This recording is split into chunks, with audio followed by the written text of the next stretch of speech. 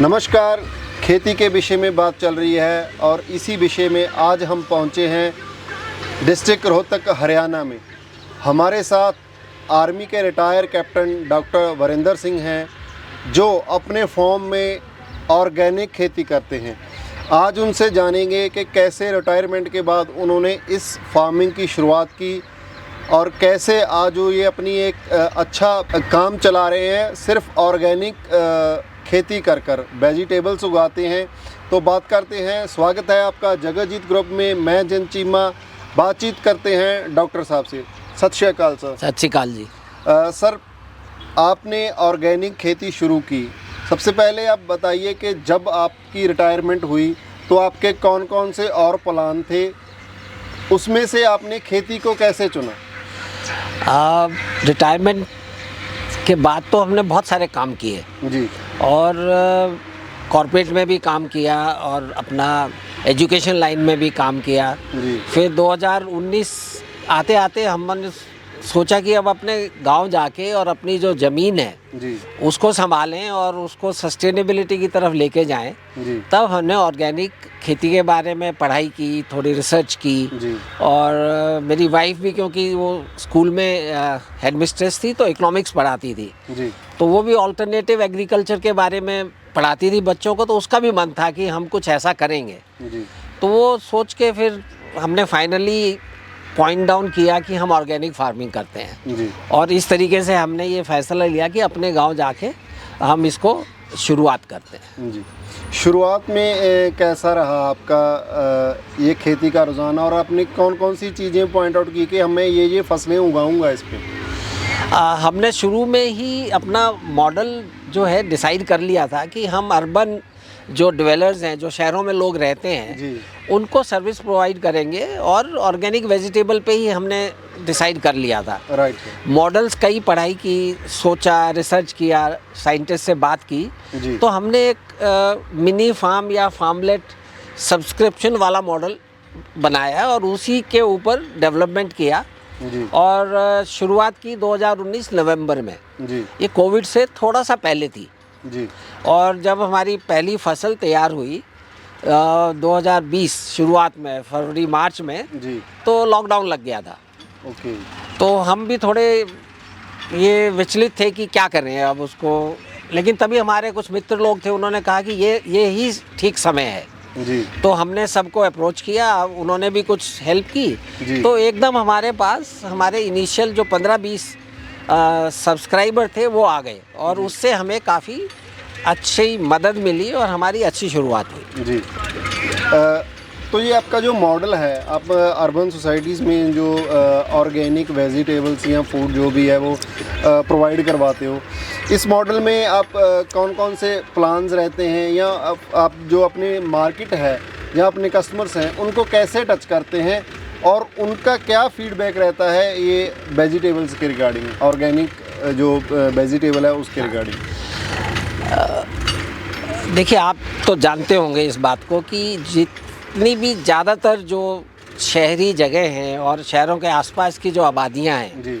वहाँ जो सब्जियां आती हैं ज़्यादातर जो हैं वो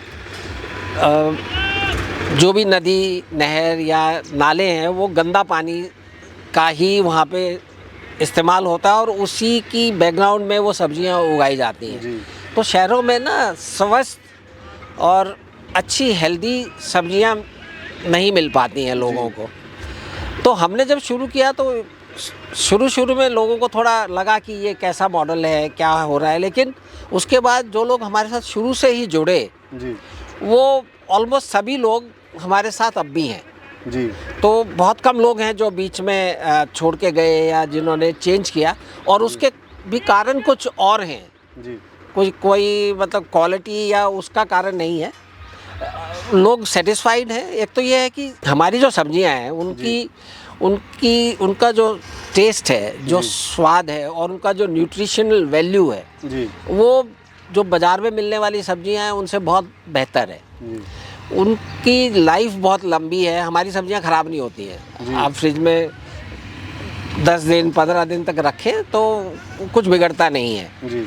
और टेस्ट अलग है, मसालों का इस्तेमाल कम हो जाता है, जी। क्योंकि आप एक्चुअली जो खा रहे हो उसी का स्वाद लेने की कोशिश करते हैं। तो इस तरीके से कस्टमर सेटिस्फेक्शन काफ़ी अच्छा है। जी सर, अगर मैं बात करूं ऑर्गेनिक की, तो बिना खाद या बिना पेस्टिसाइड के कौन कौन सी चीज़ों का आप इस्तेमाल करते हैं इस खेती में, ताकि इसमें कोई भी जो ख़तरनाक कीटाणु, जो ख़तरनाक वायरस रहता है जैसे पेस्टिसाइड का है या जो मार्केट की खाद रहती है, जी बिल्कुल, उसका क्या फिर आपने सब्स्टिट्यूट ढूंढा है इसमें? तो ऑर्गेनिक जब लोग स्विच करते हैं ना, तो आम तौर पे उनको थोड़ा सा गलतफहमी ये रहती है कि हम जो केमिकल खाद है और वो वाले पेस्टिसाइड है वो बंद कर दें तो बस ऑर्गेनिक हो गया। ऐसा नहीं है जी। आप एक चीज़ को बंद कर रहे हैं तो उसका रिप्लेसमेंट आपको कुछ ना कुछ करना चाहिए, क्या सब्स्टिट्यूट करना पड़ता है। तो सब्स्टिट्यूट ये है कि एक तो नेचुरल खाद, जो गोबर की खाद है, जी, हम वो खाद तैयार करते हैं जी, गोबर इकट्ठा करते हैं, फिर कुरड़ी बनाते हैं उसका, जी, कुरड़ी बना के उसका प्रोसेसिंग होता है जी, और वो खाद फिर अच्छी खाद बन के उसको प्रोसेस करके उसको यूज़ करते हैं। Right sir. दूसरा एक चीज़ होती है जीवामृत होता है, उसमें गुड़ से और बेसन और गोमूत्र और कुछ और चीज़ें डाल के उसको बनाया जाता है 15-20 दिन तक, फिर उसको छान के उसको पानी में मिला के या वैसे भी चलाया जा सकता है। जी। तो वो भी एक तरह का न्यूट्रिएंट है, वो भी हेल्प करता है। और ऐसे ही पेस्टिसाइड्स जो हैं वो खाद में, जो अपनी सरसों की खल होती है वो भी एक तरह की खाद है जी, वो भी इस्तेमाल की जा सकती है। ओके, और पेस्टिसाइड का जहाँ तक बात करें तो नीम ऑयल होता है, जी, प्लस आप अपना नीम के पत्ते, आक के पत्ते, लहसुन और ये सब डाल के आप अपना पेस्टिसाइड बना सकते हैं। जी, दूसरा ट्रैप होते हैं, फेरोमोन ट्रैप्स होते हैं, आप पेस्टिसाइड ना यूज़ करके उनको यूज़ करें। तो हमारे यहाँ कुछ लगे होंगे पीले वाले उस तरह के, तो वो इंसेक्ट को पकड़ लेते हैं। जी, तो इस तरीके से देयर आर, मतलब उसका ऑल्टरनेटिव अवेलेबल है, जी। तो वो करना पड़ता है। अगर लोग चाहें तो उससे निकल कर आ सकते हैं, लेकिन इसमें थोड़ी सी मेहनत ज़्यादा करनी पड़ती है। बिल्कुल आ सकते हैं, और मेहनत शुरू में ज़्यादा है। जी, शुरुआती उसमें सालों में मेहनत ज़्यादा रहती है, उसके बाद तो जितनी खेती में मेहनत है, खेती में वैसे भी मेहनत तो है ही, जी, तो जितनी मेहनत आम तरह की खेती में उतनी इसमें है। जी, ज़्यादा इतना इसमें थोड़ा मैनुअल काम थोड़ा ज़्यादा रहता है, क्योंकि वीड कंट्रोल और ये सब करना होता है, तो मैनुअली करते हैं, हम कोई दवाई छिड़क के नहीं मारते हैं उस तरीके से। तो बस वही है, नई तरीके हैं आजकल, तो काफ़ी सुविधाएं हैं, जी, तो उससे काफ़ी फ़र्क पड़ जाता है। जी। एक सर, हम जो ऑफ द कैमरा बात कर रहे थे कि आपने एक मॉडल निकाला हुआ है कि आप अर्बन सोसाइटी में उनको एक अपना फील्ड दे देते हैं जी, वो क्या चीज़ है?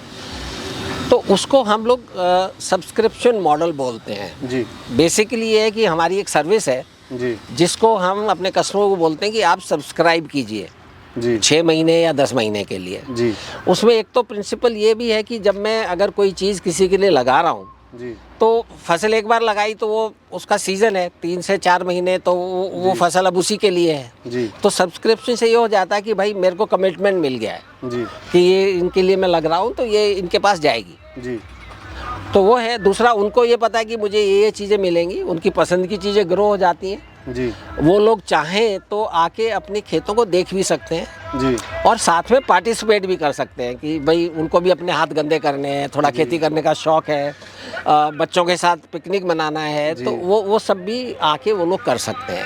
तो ये मॉडल हम लोग फॉलो करते हैं। आपने अपने सब्सक्राइबर्स को एक जगह अलॉट कर दी है कि ये आपका फॉर्म है, हाँ। आप यहाँ पर आके सेल्फ सब्जी तोड़ के ले जाना चाहते हो या वो ले जा सकते हो, वरना वीकली आपके यहाँ पहुँच जाएगी सब्जी जी। और अगर पिकनिक मनाना हो तो अपने फॉर्म पे आके देख सकते हो। बिल्कुल दे सकते हो। मकसद यही है कि ये सिर्फ सब्जी देने का प्रोग्राम नहीं है। जी, हम चाहते हैं कि लोग इसमें हिस्सा लें जी, और आके अपने हाथों से अपने सामने देखें कि कैसे ये हो रहा है। जी, तो जो हमारे रोहतक के कुछ कस्टमर्स हैं सब्सक्राइब, वो आते हैं, वो हफ्ते में हमें बता देते हैं, शनिवार को या इतवार को आते हैं, अपने सब्जियां यहाँ से लेके जाते हैं। जी, जो दूर के लोग हैं, दिल्ली और गुड़गांव के जो लोग हैं, वो नहीं आ पाते हैं अगर, तो उनकी हम हफ्ते में एक बार सब्जियां तैयार करके उनकी बास्केट उनके यहाँ डिलीवर करवा देते हैं। जी, हम स्कूल के बच्चों को भी बुलाते हैं। जी उनको भी हम दिखाते हैं, समझाते हैं कि खाना सिर्फ डब्बों में नहीं आता है, जी जोमेटो स्विगी पे नहीं मिलता है, खाना ऐसे होता है। तो उनका भी प्रोग्राम है हमारा 2-2.5 घंटे का। जी तो काफ़ी अच्छे स्कूलों के बच्चे हमारे पास आते हैं हर साल, और उनके थ्रू फिर हम उनके पेरेंट्स तक भी पहुंचते हैं। जी उनके माँ बाप को भी पता लगता है कि हाँ भाई ऐसे कुछ है। उससे काफ़ी हमारा यहाँ लोगों को पता लगा है कि हम ये काम कर रहे हैं। जी जी आप ये कितने एकड़ में आपकी खेती है?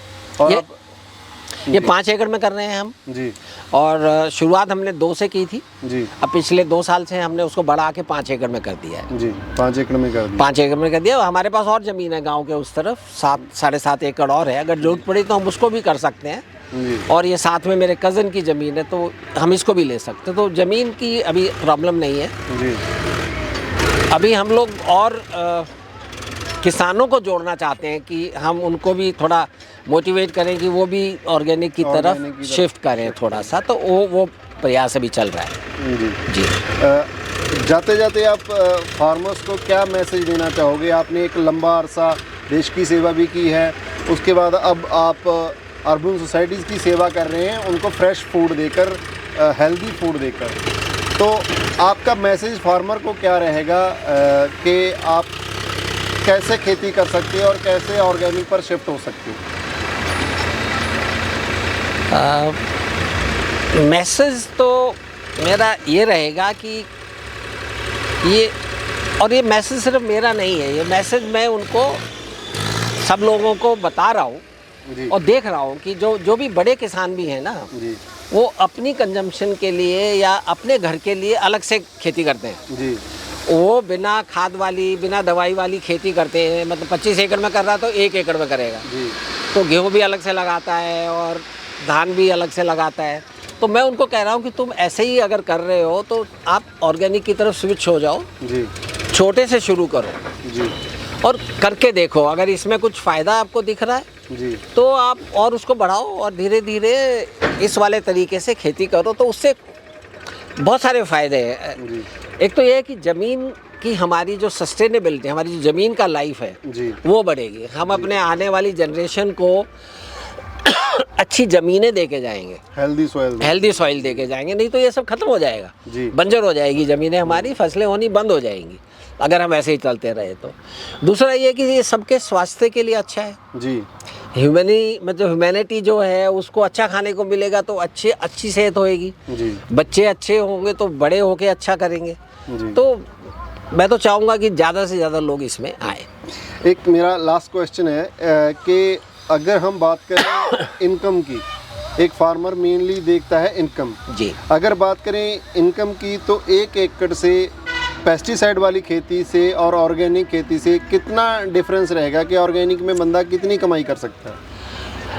देखिए, कमाई का तो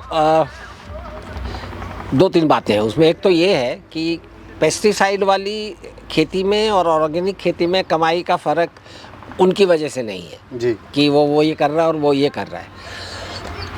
कमाई का फ़र्क ये है, फ़र्क पड़ेगा जो इससे पड़ेगा कि आप कितनी मेहनत कर रहे हो जी और किस तरीके से आप खेती कर रहे हो। जी अगर आप इनोवेटिव हो, थोड़ा क्रिएटिव हो, नए तरीके अपनाते हो, तो ऑर्गेनिक खेती में आप डेफिनेटली जो ट्रेडिशनल खेती है उससे ज़्यादा पैसा कमा सकते हैं। जी मेरे हिसाब से 1 एकड़ में आप नॉर्मली जो बिज़नेस में बोला जाता है कि आप 9 से 10 लाख रुपए का रेवेन्यू जनरेट कर सकते हो साल में ऑर्गेनिक खेती में। ऑर्गेनिक खेती में। जी मतलब मेरा मॉडल हम यही करते हैं। मतलब मैं जितने नंबर ऑफ प्लॉट बना सकता हूँ जी। और मैं उसको कैलकुलेशन करूँ, तो मैंने की थी शुरुआत में, तो मैं इतना रेवेन्यू जनरेट कर सकता हूँ जी और बढ़ा सकता हूँ। साथ में मैं और प्रोडक्ट उसमें, जैसे हमने अभी बी कीपिंग का शुरू नहीं किया हुआ है तो हम वो कर सकते हैं। हम सरसों का तेल प्रोसेस करके प्रोसेसिंग में जाएंगे तो और इनकम बढ़ जाएगी, और इनकम बढ़ सकती है। तो ऑर्गेनिक में फार्मर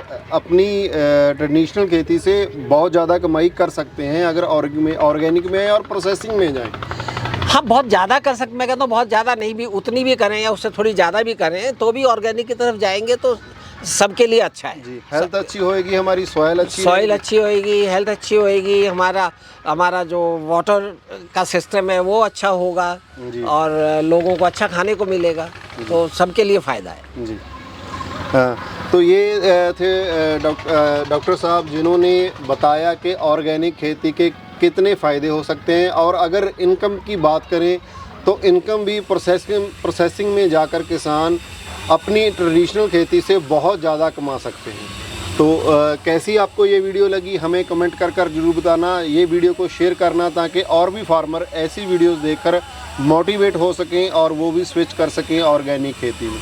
सो धन्यवाद किसान भाइयों, मिलते हैं किसी अगली वीडियो में किसी और नए किसान के साथ। तब तक के लिए धन्यवाद।